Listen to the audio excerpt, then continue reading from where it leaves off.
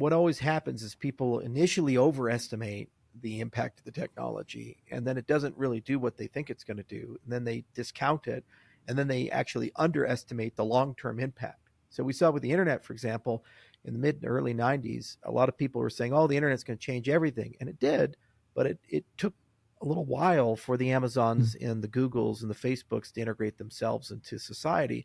So the hype cycle burst, and then everyone said, oh, that internet thing was fun. I guess it was a scam. So AI is having that same thing. We saw GPT-3, and we said, wow, oh my God, this is so amazing.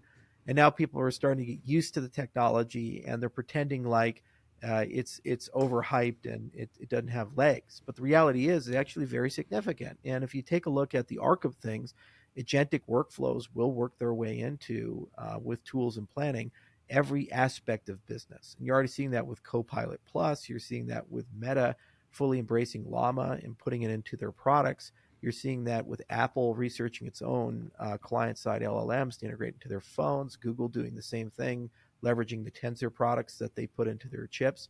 So at the core of all of this is really a question of, is Africa data ready to be able to make AI useful for it? Because there's really three parts. There's the models, there's the compute power, and there's the data availability to personalize and tune or rag in what you need to make AI work for you. Tell me not in mournful numbers, life is but an empty dream, for the soul is dead that slumbers, and things are not what they seem. Life is real, life is earnest, and the grave is not its goal. Thus thou art, to dust returnest, was not spoken of the soul. Not enjoyment and not sorrow is our destined end of way, but to act, that each tomorrow find us farther than today. A Psalm of Life, Henry Longfellow. Charles, John, welcome to the show. It's good to be here. Thank you very much. And what an entrance. It's still quite early for me, so poetry at this time. I mean, I haven't had it before, but it's delightful. Well, let us then be up and doing with a heart for any fate, still achieving, still pursuing, learn to labor and to wait. To wait, exactly. So when I launched the podcast under its original name, Tomorrow Africa, it was actually profoundly inspired by one of your early videos, Charles, that was entitled, I think, A Vision for Blockchain in Africa. And in this video, you basically explained that most of the problems that are encountered in African countries can basically be traced back to systems that are lacking or that are inefficient or corrupt, and that blockchain can serve as an infrastructure and that can allow to build better systems. And I was actually very surprised at the time that there wasn't any media exploring this subject in a profound way. And so that was one of the inspirations that allowed me to launch this media. And since I had John on the podcast and we've discussed the activities of IoG in Africa, we've also discussed the concepts of RealFi. So I'm very happy to have you here today so we can dig deeper into these concepts, also discuss the updates of the activities of IoG in the African continent. And I'm really looking forward to our discussion today. So I think it would be interesting to go at the essence of things and to basically explain the foundation of your activities in the African continent. And Charles, can you explain the idea behind the transformative power of blockchain technology in the African continent? Yeah, well, I'll give the highlight, but then actually I'm going to turn it over to John for the real world use cases, because he's been on continent for more than half a decade and doing some amazing work. You know, at the core of it, this is technology that strikes at the economic, political, and social systems we have in society. And what it does is it makes them fair and transparent. Okay, so everybody has equal access. Everybody has the same experience. The rich people don't get a different experience than the poor people. We like to believe with constitutions and republics and democracies that we're getting close to that. But after 2,000 plus years of trying really hard to build fair economic systems, we're still kind of in the same place we were during the Roman Empire and before, where different people have different user experiences based on the families they're born into, the languages they speak, and the geographies they happen to hail from. So the point of crypto is to make things basically equal and give you some superpowers. Superpowers like, for example, inclusive accountability. So you can personally check if what you're being told is true, whether that be a credential or a transaction, what have you. Disintermediation, meaning that central authorities don't regulate and control markets, because that's traditionally how smaller economies get victimized, as large transnational institutions or bigger governments mandate terms to smaller countries or weaker countries, basically how the world works, and they just have to accept it. They have no say in the matter. And things like economic identity, where you can own your own identity, can be self-sovereign, and as a result, you basically have the decision point of what to prove, where to move, what to do with it, as opposed to Google or a government or somebody else. So if your goal is to build a corruption-free, fair economic system that's global by default and also allows you to trade 24 hours a day, 7 days a week, this is the technology of freedom. So that's the philosophical point. But it turns out there's a gap between that and actually building it and implementing it and getting it to work for everyday people. So that's why we went on continent, and we've spent now more than half a decade in learning the traditional experience that everybody has. They start with a lot of optimism and not a lot of common sense. And then things tend to, move a little bit where they get more common sense and a little less optimism. But somehow John's been able to keep the optimism and make some great progress. So I'll turn it over to him to talk about some of his experiences and what we're currently doing. Yeah, look, I just chiming in, by the way, because you made that comment about essentially, corruption. And I heard a crazy stat. It was at the AFDB, the African Development Bank conference last week. And these conferences, you've got a lot of the same people who go year in, year out. And, they always say the same thing, which is, I really hope in 20 years, I'm not saying the same thing as I've been saying today. Because when I started in this industry 20 years ago, this is what we were saying. And there was a really great stat there. I think it was, there is basically... IDA is International Development Assistance and is really focused around low-income countries. And the goal is to get low-income countries into lower, middle, or maybe even middle-income countries. And the way in which international society does that is really by providing concessionary debt towards nation states. But there are a couple of issues with IDA. One is that you make it to lower middle income, and suddenly you have to pay full market rates, which actually makes it really hard to stay there. So it's very easy to sort of fall back into lower income, and then you do this horrible little cycle. But one of the AFDB people was saying that I think it was something like $150 billion a year is what we're giving out in this IDA, and illicit flows is $130 billion. So you've got 130 basically frittering out of the system due towards corruption. And you're sort of pumping in 150 to try to get everyone to go to middle income. So clearly, I mean, there are some major issues even before we talk about development that needs to be plugged, right? Leakages, as we call them. And they're obviously significant, and anyone that lives in many of the countries across Africa is probably very familiar with them. But going back to sort of what Charles said and what you asked, Yassin, yeah, we've done a number of projects across the continent, working in some of the exciting things that Charles talks about, digital identity, etc. But as far as I've always seen, there are really a couple of key things that I see people use crypto and blockchain for on a day-to-day basis. And the first one is getting out of local currency exposure.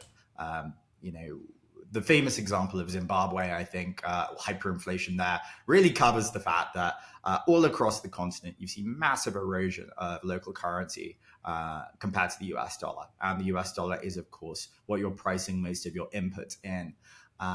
So that's fine from a sort of, classic economics. Well, you'll just become more competitive with your exports perspective. But unfortunately, the world doesn't really work like that. And also, as individuals or small businesses, in many of the countries I've lived in, actually, you're not actually allowed to have a dollar bank account. So you can be living in Ethiopia and you can be earning birr. You can see it devaluing at 30-40% a year. I mean, Nigeria's inflation in the last year has been extraordinary. But actually being able to go and say, okay, I know my business requires a whole bunch of these US dollar imports. How can I actually shift out of what I'm in to be able to be a good business person and plan for the next 2, 3, 4 years?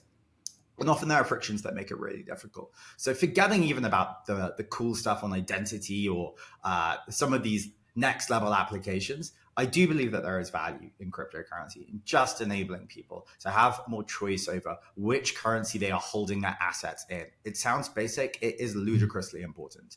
And then, of course, you've got, I suppose, the sort of next level of applications. And that's sort of what I'm working on, or what we're working on with RealFi, which is, okay, you've got lots of different great businesses across the continent who are all sort of searching for financing. But how do you sort of prove that you are actually a good financing opportunity? And, we sort of started looking at the cryptocurrency space here to be able to go and make impact on this. And actually, we sort of come one step back, which go, this is really, at its starting point, it's a data and it's a credibility problem. And you can do a lot with just these two tools. There are loads of extensions about crypto. I'm sure we can talk about those later on. But I suppose to sort of, summarize my point, there is a lot that needs to be done in terms of more basic infrastructure, I imagine, digital infrastructure, before we start looking at all of the really cool applications, which I'm sure we'll see across the next 10 years across the continent. It's a bit like going from pen and paper, printed out documents towards digital. You can't really imagine all of the applications that we've seen from that, but you're going to get this basic infrastructure done first. Yeah. And, it really comes down to basic economic principles. You have to have transparency. You have to have sound money. You have to have equal market access. And if you don't have these things, you can't really get to a proper economy, because you can't build credit. You can't grow wealth. You can't get rule of law. You can't get direct foreign investment. And there's many different entry points. You can enter through fast-moving consumer goods. That's a hugely important thing. You can enter in through credit. You can enter in through government or NGO relationships and tether it to foreign aid. We've tried kind of a spectrum of many different things. We even talked to ShopRite at one point in our career in Africa, and we kind of settled on the credit money side, because that's closest to our industry, and also it's where there's already great partners to work with that have mass distribution. It's not a situation where you can say, hey, God, how do we find 1 million customers or 2 million customers? They already exist in the microfinance markets, and they're all throughout the continent. The bigger issue is, how do you get them into a model where that intrinsically globalizes and becomes more fair over time, and the rates go down, and you start disintermediating middlemen. We want rates to go down from 85%. We want NPL to go down from 40%. We'd like those to actually normalize with the Western world, because it's right now predatory, the system as it stands. The other thing is, we want people to own their own reputation and identity, because that becomes an asset, one of the greatest assets they have for wealth creation. If you are good at repaying your loans, that shouldn't be just something that's private between you and the particular lending institution. You should have the ability to prove that, because then you can use that to build over time a credit profile to borrow more, get homes, get businesses, get cars, get base infrastructure. And by aggregate, if an economy is showing that, that's one of the greatest indicators of GDP growth and economic growth and credibility of an economy. So when an economy is being scored for direct foreign investment or for loans at the global scale, that's one of the most valuable metrics. And be able to prove that to the larger international community allows these things to work their way in. And it's very simple for us to do. We have many products we built, like Atala Prism is one, for example, which is now a Hyperledger project, which is right there with IBM and the rest of the guys. And that allows us to do the identity part very competently. And John's been figuring out how to actually do that plumbing in Kenya for the legacy world, which is a tremendously difficult task. Yeah, it makes a lot of sense. John, can you share a bit more about the highlights of your activities throughout the African continent? Charles, you also mentioned the Atala Prism, which was one of the projects that was announced in partnership with the Ethiopian government. Can you share about the major highlights of your activities in the last years in Ethiopia and other African countries? Yeah, absolutely. I mean, from an ecosystem perspective, and that's sort of how I always saw my previous role as Director of African Operations, was sort of less about what we did per se, and more about, the sort of activity that you instigate. So that before I talk about the stuff that we did directly, I'm super happy about seeing projects, like World Mobile and Empower across the years, start to operate. There is an educational charity here whose goals are to train 1 million developers, and they're all using the Tala Prism. So, I could go on. There are a number of different places in which the technologies we've built, the effort we've made has led to multiplied results through the ecosystem, which is, of course, the right approach. Ourselves, we participated in a number of specific projects, including educational training, training developers in blockchain smart contract programming in Ethiopia, in Kenya, in South Africa. We did, of course, the Ministry of Education project, where we delivered a fully fleshed out solution to being able to do digital tracking for a nation state at an educational level, which we ran the pilot with them on, and then delivered over the solution. And aside from even those, we've also instigated capital, investments into a number of different projects across the continent. So it's always been that sort of more broad blended approach. I think the difference is now that, as IO changes from being sort of custodians and leaders of Cardano towards having maybe a more democratic approach towards it, the community starting to take ownership of it, IO's role can also naturally change. And that's one of the reasons why I've started to focus on a specific business vertical with RealFi to really try to drive an increase in the amount of lending which can happen to real businesses, to SMEs across the continent, and why that's being set up actually as a venture in its own right. We can sort of put down the flag of always sort of waving for Cardano and sort of leading that space to just being more of a community member. I can go off and work on a specific project which I believe will drive huge impact. Yeah, absolutely. If we can take a step back and explain the concept behind what we call RealFi. We hear a lot about concepts, for instance, like decentralized finance and DeFi and so on. So I would love to hear more about how this idea of RealFi emerged and the difference between RealFi and DeFi, for instance. So RealFi was a word I coined sort of before people started talking about the real world asset space. What we'd seen was the most extraordinary increase in the amount of US dollar stablecoin liquidity, as well as market cap liquidity for many different crypto projects. And everyone was sort of chasing the same yields. There were a lot of interesting things happening with DeFi, but often you'd end up with these extraordinary treasuries all being deployed into highly correlated asset classes. And what that ends up meaning is that, when you have your crypto cycles, you have projects going bankrupt, and then, suddenly it's private jet time and then back to bankrupt. And really, that was largely a function of a lack of diversification. So the way I sort of looked at it was there are hugely interesting risk-adjusted returns which can be accessed in the real world. The question is, how do we start connecting this stuff up into a blockchain and a crypto ecosystem so that we can understand what the real risk is of these assets? Because they lack a lot of the same things that we see with digital assets. They're not all homogenous. They're not all fungible. Their price does change based on things outside of the smart contract. So there's a lot of infrastructure that you need there. You need oracles. You need to have legal structures. We have to deal with the real world. We have to deal with lawyers and compliance and all of these other things. But from my perspective, the opportunity was really large.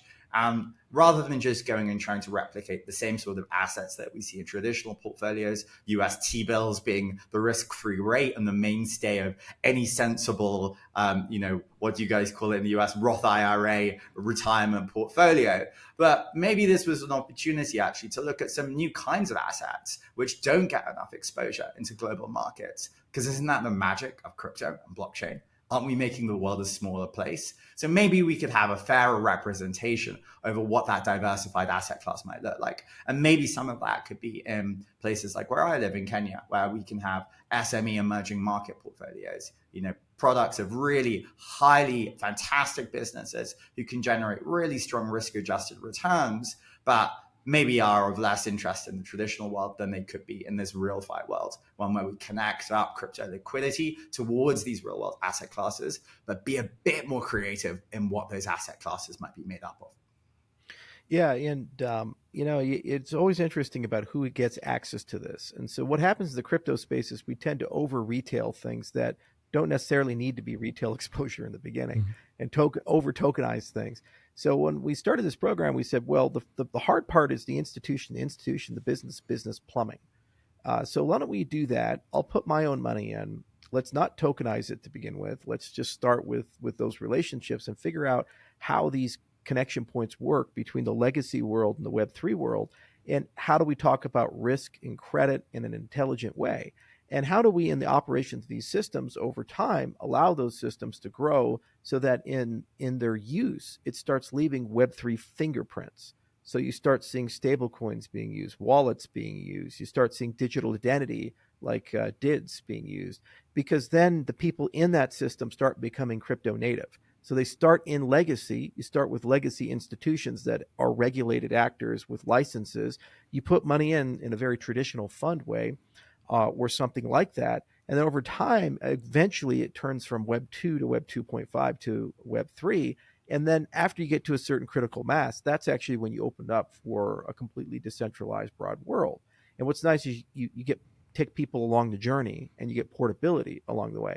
So it's a long arc process, but what's really cool is it's a high return impact capital investment for wealthy funds, whether they be family offices or sovereign wealth funds or what have you. They have giant piles of cash and they want to park it somewhere where they get decent returns. And we say, okay, well, let's go talk to them. Well, what does that mean? You're dealing with an intrinsically sophisticated group of people. They can do pretty extreme due diligence. They have very probing questions. I mean, Goldman Sachs is a very sophisticated entity. So is Sovereign Wealth Fund of Abu Dhabi and these things. They're not lightweights. So it forces you to enter the market at a much higher degree of rigor than most of the people in the cryptocurrency space. And I think that's a huge enduring asset. The other thing is regulated to regulated. What's nice about that is then you have a lot more clarity and certainty about the flows of assets, how to do compliance, and ultimately how to get those to the end consumer. But then, as I said, if you tether it with Web3 principles, the endpoints over time, they get into the cryptocurrency industry, and then you could reuse that infrastructure for everything. You can reuse it for credentials. You can reuse it for vouchers, like fertilizer vouchers or direct foreign aid. You could reuse it for putting a business on the blockchain, like a DAO or something like that. And also, if there's a large amount of direct foreign investment capital inflows coming from large institutions, you tend to be able to talk to the regulators a little differently. Instead of walking to them and saying, hey guys, we're crypto people. Yay, crypto's great. You walk in and say, well, hey, if we move policy in this particular direction, you could get a few $1 billion every year of direct foreign investment from large Western financial institutions. And they say, tell us more. We like those billions of dollars of direct foreign investment coming in. But there's risk in this, so I had to be first money in. I think I put, John, was it like 5 million we put in for the loans, somewhere around there. So yeah, $5 million of lending so far. Yeah, and so that primes the pump, and it teaches us basically how to do these things, and then over time we syndicate and bring in more partners. Now, within the 3 to 5 year horizon, as we start getting into the crypto space, then you can do a lot of really impressive things. You start developing cross-border products that allow you to deal with the currency risk, because there's so much volatility and forex risk and what these things are, and you can basically normalize, standardize things, and this is directly aligned with some Pan-African goals that many across the continent want. There's even been talk of like an African euro one of these days, and I know Kagame pushes for it and a lot of people push for it, but this actually allows that conversation to get a lot more tangible, at the very least trying to create more cross-border stability. You can even talk about hard assets like connecting financial instruments to gold or to natural resources or other such things. And you get back to those sound money principles and other things like an X prize, for example, for ATMs. We had the discussion 6 years ago. Could we generate an ATM that allows people to go into cash and into crypto and back for under $100 that has a satellite connection, and you can put them all across the continent? Because if it's at a $100 price point, it only costs probably $10 million to basically cover all of Kenya, and every single city in every single town would basically have a micro bank to be able to go in and out. So it's not a lot of money to basically bank pretty much everybody. Or tethering, for example, tethering with World Mobile, where you have the ability now to connect the end-to-connect and create a micro ISP model. So you kind of start with an entry point, and then you can very quickly talk about a micro ISP or a micro bank or other such things. And it also puts you on a standing where you can actually have continental conversations about Pan-African concerns, whether it be standards for credentials, standards for currencies, and these types of things. So we've been very considered and deliberate, and we've learned a heck of a lot. It's a difficult puzzle box to solve. On the other hand, there's some of the best people in the world to work with. The passion that we've seen, the quality of talent, the enthusiasm that we run into on a daily basis is truly remarkable, and it's the highlight of my career to be able to work with some of the people that we work with in Kenya and other places to get these things done. Yeah, absolutely, and I guess that's also what you've got, and that other projects, for instance, don't have is the on-field experience. I mean, we hear a lot about the potential of blockchain and Web3 in the developing world, but when you take a look, actually, only a few projects have had experience on field and have been confronted to the obstacles and realities. So, yeah, look, I'll give actually an example of this, because sometimes it's easy to sort of maybe over focus on the problems within Africa. But Maple Finance was a project that I started following very closely, because they were one of the first projects up there with Goldfinch to say, what does a decentralized protocol look like to allocate capital towards real world assets or real world borrowers? And the most popular pool on Maple was a fantastic something like 25% return on a beyond reputable firm called Alameda Research. And this was soaking up all of the capital, because the real risk of this investment was not being surfaced. And yeah, we can talk about this happening with African fintechs who may be misrepresenting their management accounts, which is, these are the problems which RealFi is built, our company is built to solve, is trying to surface transparent and accurate risk. But it's not just a problem, here in the transactions I'm doing in Kenya. It's as much a problem for the other real world asset protocols that we've seen. So yes, Charles is quite right. We're starting with a very measured Web2 approach, where we do look to be able to expand the offering in a sensible and methodical way into the Web3 ecosystem. But we're still working on the same piece of technology. How do I prove to you what the real risk of something in the real world is? Either in the traditional sense, if we're raising from normal funds, it's still proving, or within a Web3 sense, when we're trying to do it at arm's length across disintermediated actors, it's still the same thing. Yeah. And, one of the things our space seems to be really good at isn't just inventing new money and not really explaining where the value creation came from. It's always puzzling to me. It's like you have these people in a space and something goes up 1,000x or whatever. And I said, well, how do you realize the value of that if there's not hard assets or not people on the other side that actually have a legitimate tangible utility to purchase it? So we tend to get addicted as an industry to these unrealistic returns, and then it creates these boom bust cycles, which are very predatory, and 95% of the people participating don't do so well. So, what we've always looked at is say, how do we figure out how to grow systematically? If you wire together millions of small businesses, which are mostly in a cash economy with great margins, into a new economy, that is intrinsically worth billions to trillions of dollars.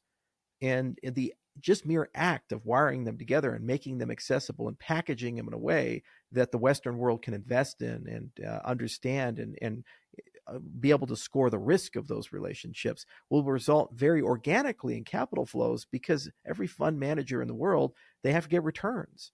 You can't go to the Sovereign Wealth Fund of Norway, which has $1.3 trillion, and say, hey, you can't invest in weapons or oil or any of these things anymore, but please do get us an 11% return every year. And they're like, okay, where do I park this $1.3 trillion? This is a lot of money to deploy. So every manager is always looking for new things to do. And so if you open a continent up, that's a net good thing for everybody, because the investors get much better returns, or they get new diversification so that they don't put all their eggs in one basket. And then the direct foreign investment is what is required for an economy to modernize and grow and to build wealth for young kids. Again, Africa is the youngest continent. If you look at Sub-Sahara, about 70% are at around the age of 30. As an investor, I would much rather invest in that demographic than in the Western world, where it's starting to be an inverted pyramid and people are getting older and older, and entrepreneurship is starting to slow down. The new Googles and Facebooks and Microsofts are probably going to be in 2050 from Africa or South America or Southeast Asia, less likely going to be from Germany or the United States or Japan, just by population demographics alone. The only thing holding that back are the socio-political economic systems, and not because of the young people, but because of legacy concerns or because of predatory transnational institutions. A lot of people like to go and beat up on Africa and say, oh, just make your governments better. But what they don't understand is that there's all these organizations abroad, whether they be from China or the World Bank or what have you, that in many cases, and perhaps even with the best of intentions, put systems in that prevent progress from occurring. And it's deeply frustrating because the young people just want to innovate. They just want to generate wealth. So creating an alternative economy, what that allows you to do is it resets the clock and it makes it very meritocratic. And then if it's meritocratic, you bet on the people who are most passionate and who are young, because they have more time and they have the strongest incentive to get things done. So what we're trying to do is get that plumbing right and build it in a way that is sustainable, and it's insulated a little bit from these crazy booms and busts that the crypto industry tends to have, but then becomes accessible over time in a safe way to the crypto industry and in a way that moves at the pace of the people. And then we can wire on all these cool other initiatives, whether it be decentralized physical infrastructure like ATMs or things like cell phones or these types of things, or decentralized compute. And then, of course, you own all those assets. The people do. When every time they get a loan, they're their own bank, they're their own wallet, they have their own identity, and it's portable. So they might live in Kenya for a little bit, but maybe they take a job in Nigeria because Lagos is growing. But all that stuff goes with them, and it's interoperable with that economy. That's kind of the dream. You don't have to start over from scratch, basically. And in that case, what would be the entry points or the use cases that you can start working on right away? When you take a look at it, the infrastructure already exists today. The technology is gaining maturity in an exponential way, but there is still resistance. There is still a problem of adoption and understanding of the technology, and other obstacles from the legal side, for instance, that goes at a slower pace than, for instance, the technology.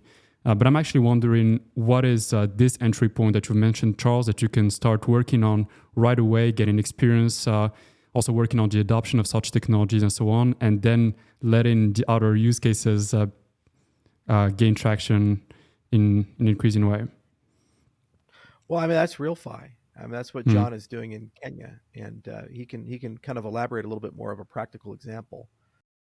Yeah, actually, to be honest, we've done this completely wrong in that we're talking about RealFi. We haven't defined what RealFi does. So let me just not fail the exam and actually start the essay with a good description. So as we sort of alluded to, RealFi is about proving the risk of emerging market credit portfolios and other asset classes. So what we do is connect up capital sources with emerging market credit portfolios, but we enable that to happen on the basis of provable risk.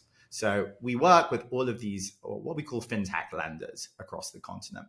Fintech lenders are non-bank lenders. They are pretty much tech companies that grew into existence in order to be able to provide capital to real businesses, mom and pop shops, barber shops, but they struggle to get capital. They struggle because each government is offering 18% 10-year bonds. It crowds out private sector investment, and there's just no money left in the well afterwards.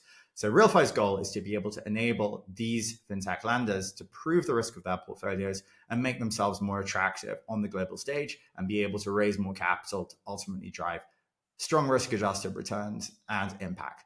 So if you were to ask me, what is the killer use case here? Well, the killer use case is actually being able to enable capital to go and flow into these opportunities.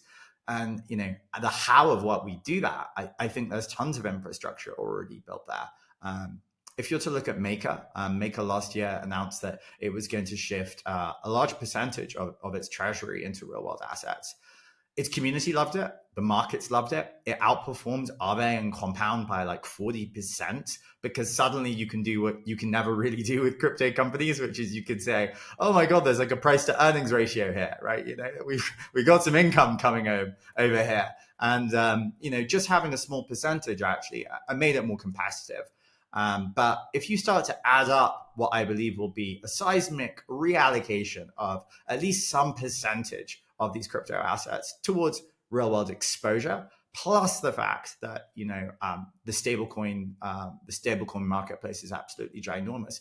It creates this massive honeypot of capital which is available to be deployed into interesting opportunities. And then, as Charles says, you can start to change the way that happens. Maybe it doesn't just come from a normal fund structure. Maybe it goes through a DAO. Maybe we're actually putting some form of identity on chain, and that's being used in the calculation of pricing. So it's no longer being done on an Excel sheet. But the one thing which I suppose the sort of new world has here, which is pretty amazing, is just a ginormous amount of capital available, which is all interested in using technology as the means by which various investment decisions will be made. And actually, I think that is huge. There are loads of other cool applications, but that's sort of big enough, I think, to be the carrot. Interesting. So if I put it in simple words, that would mean that RealFi can, for instance, be a bridge between the developing world, in that case Africa, and the developed world.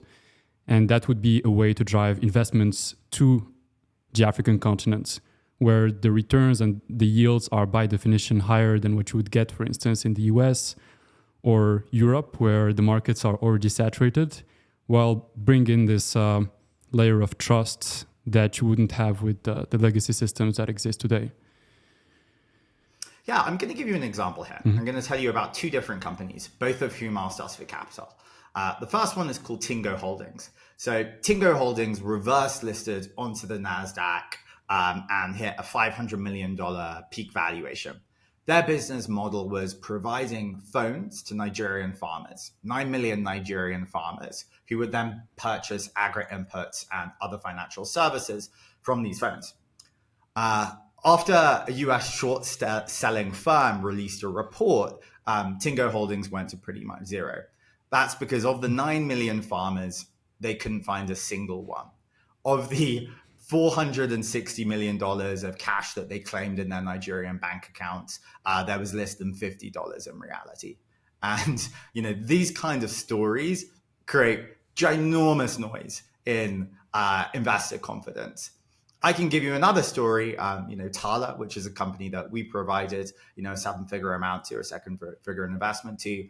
At their last valuation, they were also hitting $500 million. I think they're doing about $1 billion of lending a year to MSMEs. And, they're a bit of a darling. Everyone loves them and they're performing, doing excellent work. So for us at RealFi, the question is, how do you know the good ones from the bad ones? And that's what we do. We build the risk and the data integrations to be able to understand the real risk between these various opportunities. And our hope is in the future, we can turn this into an asset class, which you can participate in through US dollars or through crypto stable coins, or really through that Web3 ecosystem. But ICR draw much more on the sort of fundamental planning of what's the real risk here? We should be able to look at an Alameda research and say, this is a bad idea before it attracts hundreds of millions of dollars on Maple. And we should be able to do that same job in the African continent for the fintech lenders who are looking for capital there. So it may seem boring, but I think it's fundamental. Without understanding the risk, I don't think it should be going out for capital distribution. Yeah, one of the most foundational things in any financial market is the quality of the data that you get and the fidelity of it, the veracity of it. And then how do you infer from it knowledge and then wisdom, knowing what to do? So you can't make good investment decisions. You can't make good business partnerships if you can't appropriately assess your counterparties. So oftentimes it's not a talent problem. It's not a resource problem. It's not an infrastructure problem in many cases. There's plenty of brilliant, great people, and there's actually very good infrastructure in many places in Africa. It's a data issue at its core. And that's what we do in the crypto industry. If you think about it, these blockchain structures are immutable, they're time-stamped, they're irreversible, they're truth engines at the end of the day.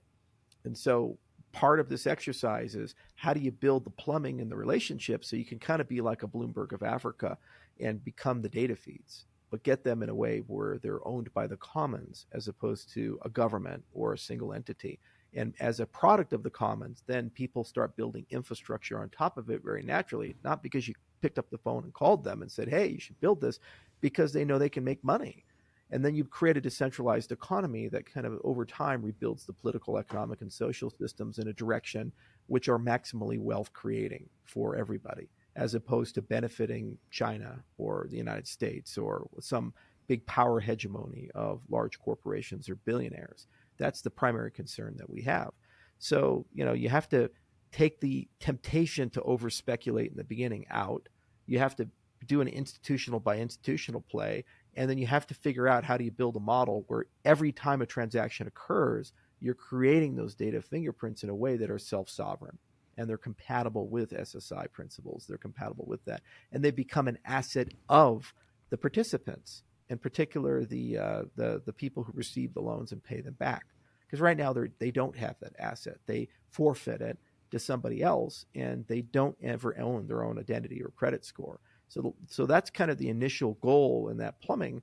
And then the question is, how do you make it transnational, go across the entire continent, so that you can do things just as well in Ghana as you can in Kenya or Rwanda or other jurisdictions, and then eventually wire that into the broader markets, like the LATAM markets in the Southeast Asia and other places, which are also huge microfinance marketplaces. And as John said, then it's very trivial to add asset classes in, because the Western world's already wired these things together. We got the Bitcoin ETFs and Circle's doing its thing, and these things, all those things are becoming compatible, and real world assets are going on the blockchain.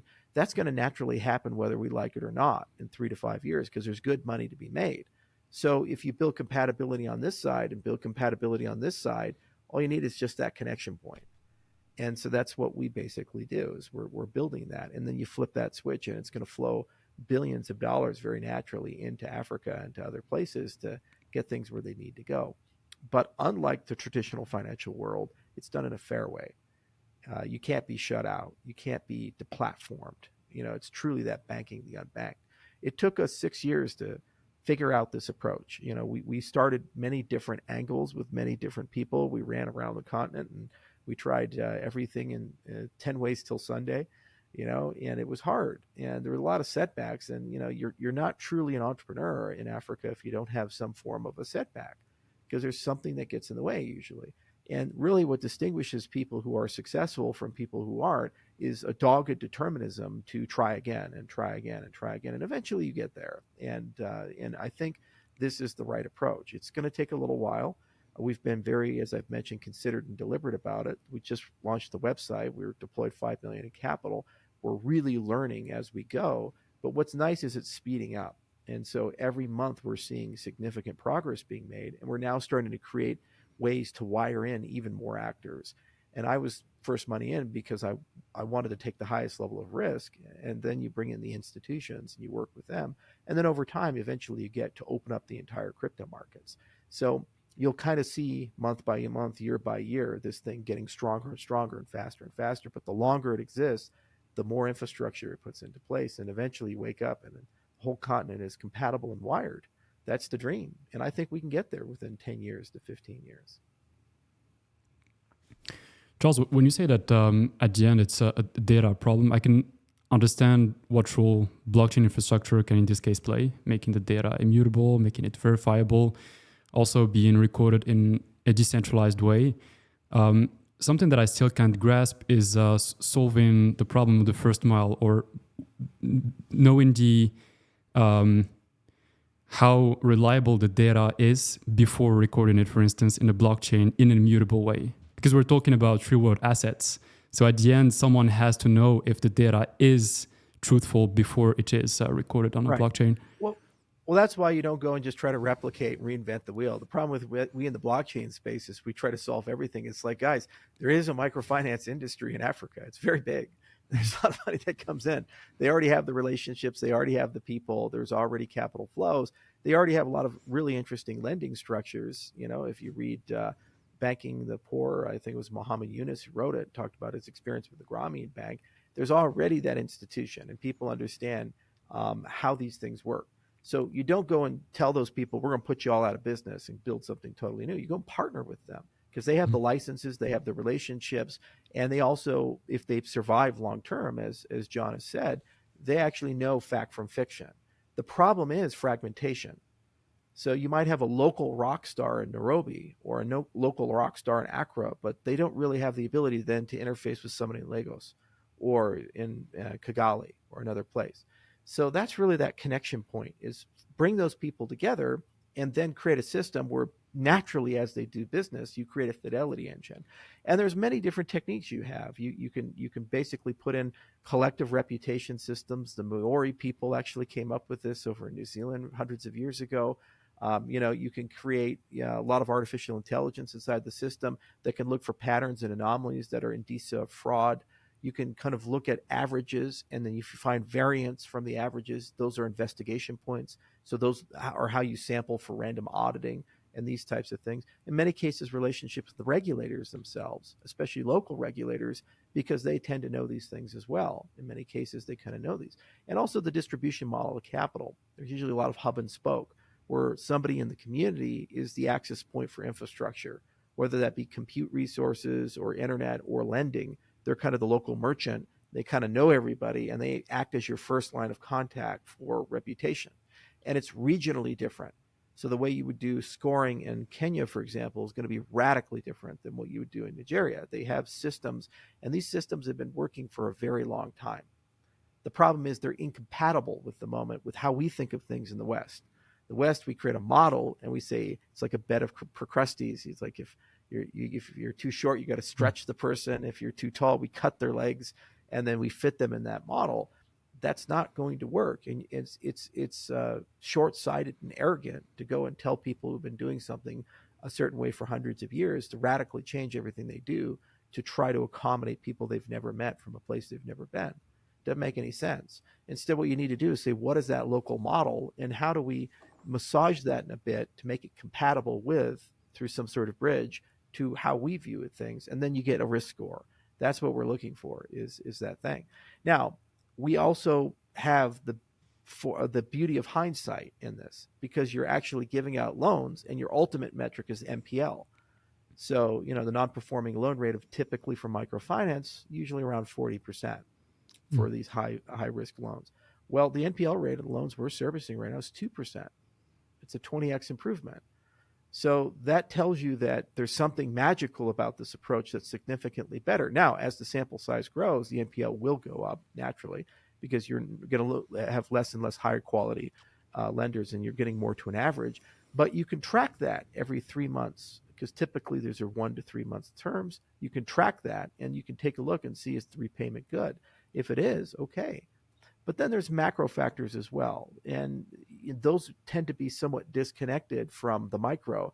The macro are things like, well, the economy as a whole is not doing well, or war just broke out, or capital controls came in, or a new president got elected, and they're radically changing regulation and policy. And so you kind of have to connect those things together and in your model.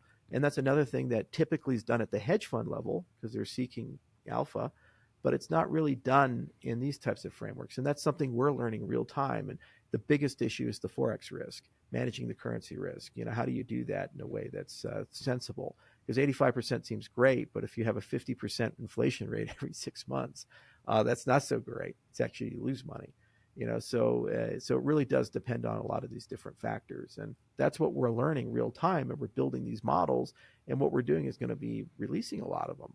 And then at some point they build their way up to Web3 compatibility, and then you basically can put most of this infrastructure in a completely open, transparent dApp, on the blockchain for people to use, and they can have a way of using that safely.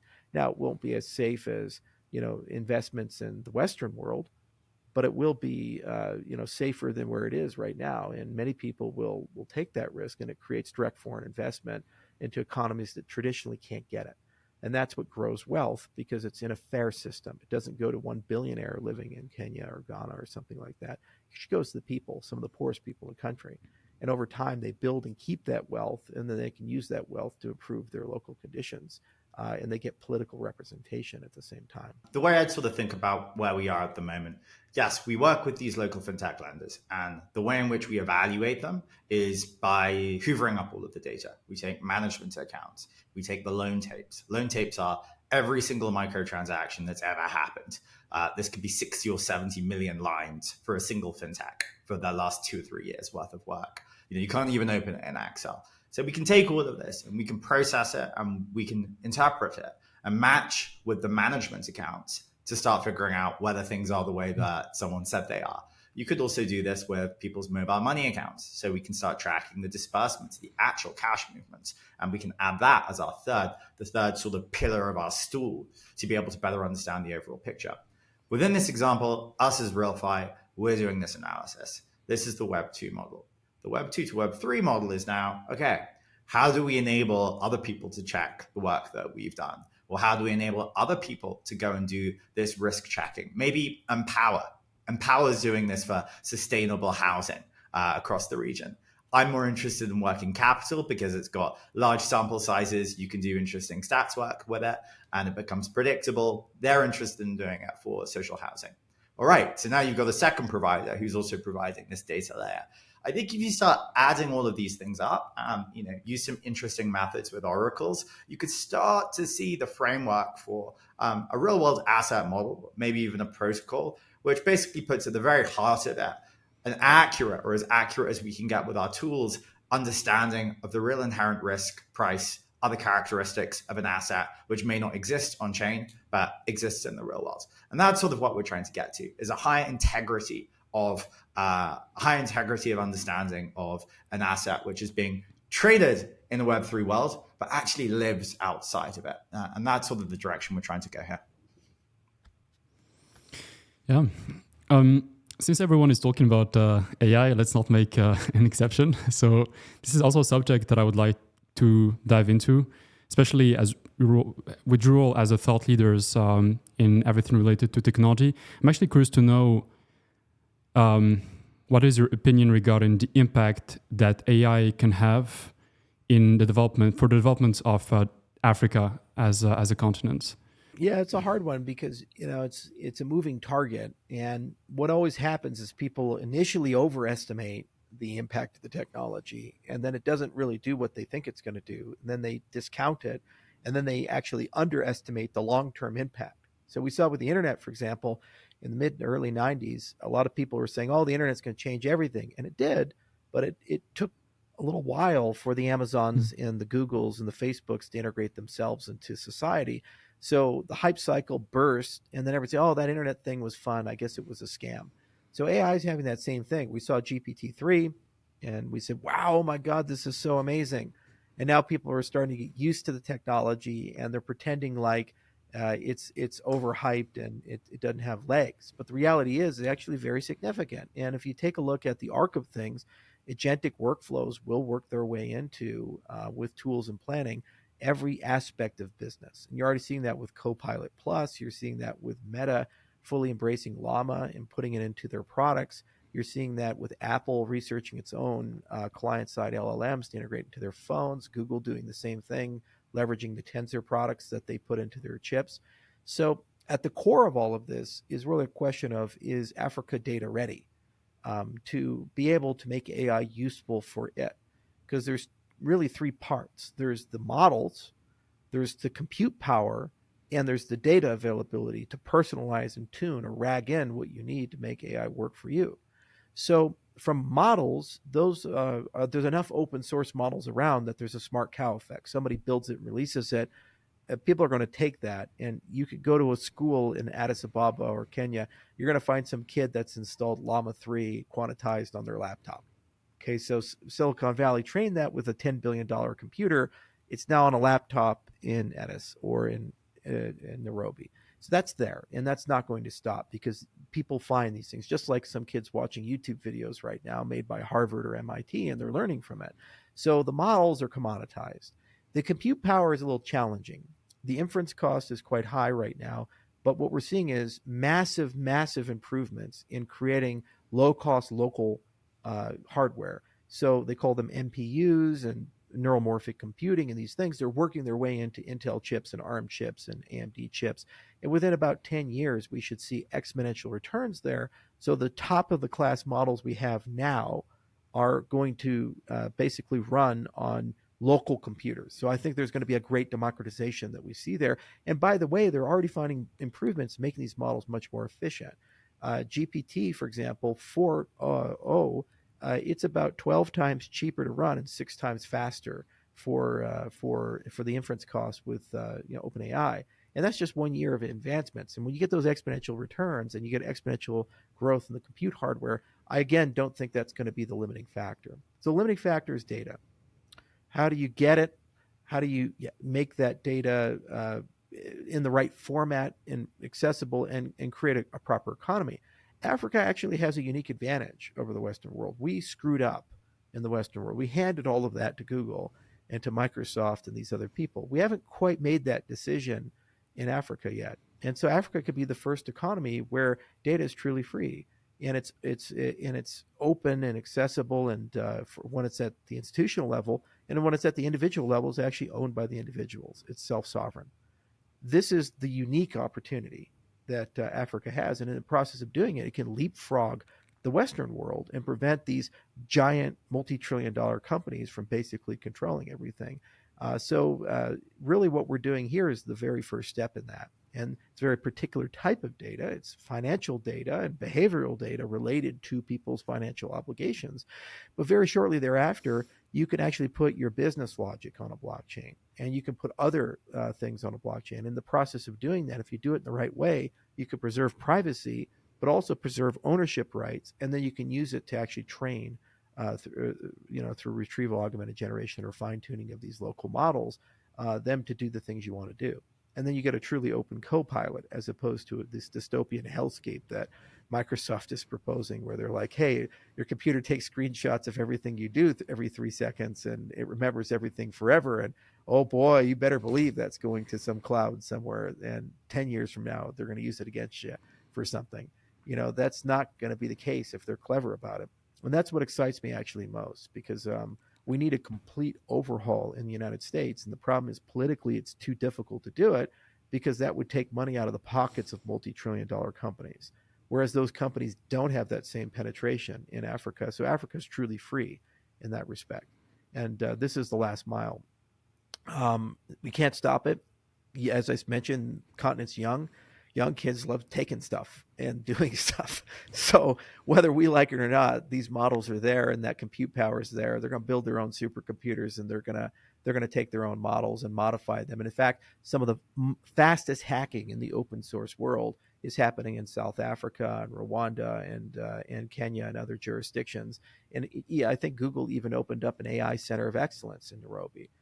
So there's a lot of amazing people that are floating around, and they're very passionate, and they want to use this basically to solve big problems, whether it be corruption or where to plant crops, or how to get a competitive edge in business. For our part, we're always trying to just sort out the foundational things. How do you make a resource a collective good as opposed to being controlled by a single centralized institution? And how do you give people math-based guarantees that what the contracts they signed up for are preserved and protected? I mean, that was an incredible answer. I'm gonna give you some color, which is, so Charles has done the highbrow. I'm gonna do the lowbrow here. What I've seen, which has honestly been it's been a game changer, has basically been people's ability to go and write formal business English without necessarily having, the level of sort of native fluency to be able to write formal business English. What this lets you do as a scrappy developer out of university who's taking work on Upwork, on Fiverr, who's working for international tech firms, and great at the code, struggling with the normal communication you need to be able to negotiate and execute a contract, that issue has essentially gone overnight. You dump it into ChatGPT, you go and you say, can you clean this up and make it sound formal, appropriate for this setting? And suddenly you're no longer basically being stonewalled out of a contract because, you don't sound like an American when you're going and you're doing. I mean, I don't sound like an American, so maybe this is also good for me. But it's a serious issue, and it's been a massive inhibitor towards this services sector of super young, talented developers across the continent, basically being able to earn the same wages as you would see across the world. So it may seem small, but I've seen it being huge. And Yassin, I imagine you've seen something similar. But yeah, it's an incredibly potent tool in your hustling 23-year-old trying to save up for, I don't know, like a Samsung 10 or something. There's probably the Samsung 500 by now. But yeah, you know what I mean. Yeah. Well, also, John brings up a great point about, English competency, it's hard to get an accurate count, but if you look at the continent as a whole, there's somewhere between 1,200 and 3,000 languages that are spoken. Nigeria alone has over 500. Mhm. So the problem is you can't go and say, hey, the only way you can ever interface with global economy is master English. That's a massive barrier for a lot of people, and it's an unfair barrier, and it tends to create these power clusters around countries that plan that way. If you have LLMs, it's within a few years going to be the great moderator in that you can stay with your language and your culture, but still interface with the English world as if you Mhm. spoke English. And that's a free capability. Okay, so that takes somebody 5 to 10 years behind the curve, and it puts them right on par with everybody else. And by the way, there's a lot of cool stuff that comes from those obscure languages and those obscure cultures that are actually quite marketable and interesting. So it creates what's called a long tail marketplace. So I think that's a major barrier right now, and AI actually completely ameliorates that barrier and changes things quite a bit. So that alone, I think, is one of the most useful things. The other thing is the ability to summarize complexity. The problem is we're making way too much information as a society, globally speaking. Every, I think, 18, 24 months, we double the amount of available information in society. So how do you keep up with it? So typically you have these centers of excellence like Silicon Valley or New York, and they act basically as data processing aggregation centers. So their whole job is to kind of keep up with all these advancements in these things. But even they are starting to suffer a little bit because it's going too fast. Well, AI gives you the ability real time to rapidly summarize things. So you remove those asymmetries, and it means that there's no longer a geographic lottery where the closer you are to one of these information centers, the easier it is for you to get capital, be successful, and know where the opportunities are. Now it's a situation where you can be in the Niger Delta, you could be in the middle of damn nowhere, and you actually have the same summarization capabilities, information awareness as somebody in San Francisco or New York City. So what does that mean? Now it's merit based. It's not geography based. Okay, so it's completely down to your personal passions and your ability to compete. And we've made that thing much more fair. So I think AI is a godsend from that perspective. But this does mean that it has to be open source. It has to be accessible, and there can't be gatekeepers. You see the compatibility with the blockchain space, because every time humans build this type of stuff, what's the first thing they do? They centralize it, they put in gatekeepers, and then basically the rich mandate to the poor how much of the resource they get. It's almost like that scene from Mad Max where a Morton Joe controls the water, and he turns it on for just a little bit and then turns it off, and he says, hey, don't let your love of water burn you down. And AI is the same situation. The oligarchs of AI, whether they be Sam Altman or Google or others, what they're basically doing is saying, for alignment reasons and safety reasons, we should control everything, and we'll tell you what you're allowed to use with this super technology. Do you honestly believe that people in Nigeria are going to get a fair shake, or Ghana are going to get a fair shake in that arrangement? No, not even here in America. Out Wyoming, we're going to get fucked. If blockchain is about liberating a resource, well, right now it's about finance, but in the broader sense of things, it's also about compute and AI. And in the process of doing that, it creates a kind of equal access to all these things.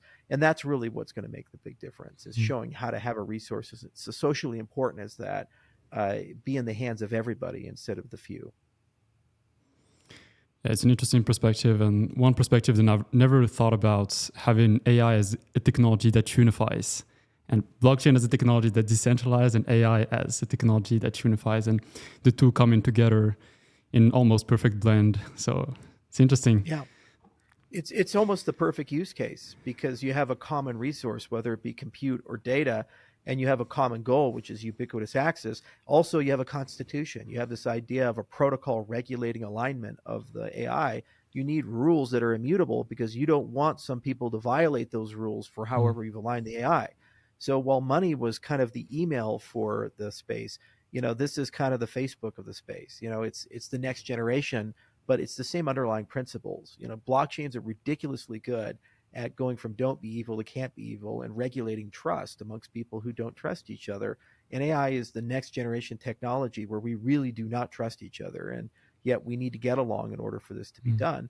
And the thing that would make me deeply uncomfortable is to have that technology controlled by 5 companies. and they mandate to the rest of the world how that ought to work and what access they get. Because I know for a fact that the majority of people in the world are going to get screwed under that arrangement, not because of malice, but just because of historically how these things have worked, and it could even be malice, but I'm going to give them the benefit of the doubt.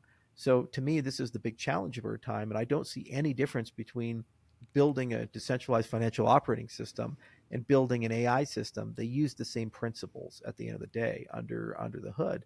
And that's what we do as a company. It's our mission to figure out what those principles are and how to make sure that those principles are protected and preserved and are as distributed to as many people as possible. John, Charles, thank you very much for your time, and thank you as well for the insights you've shared. I'm very grateful that I had the opportunity to record this podcast with you, and I'm genuinely looking forward to seeing the updates and the projects that you'll be working on with RealFi and IOG. Yeah, what's the website, John? Is it realfi.com? RealFi.co. We're very good at saving money, so no buying expensive domain names. We're missing an M. It's realfi.co. There you go. RealFi.co. Prudent fiscal management. There we go. Don't go to realfi.com. It's kind of funny because we have the Midnight Project and it's midnight.network. Do not go to midnight.com. Don't do it. Don't do it. All right. Thanks, everybody.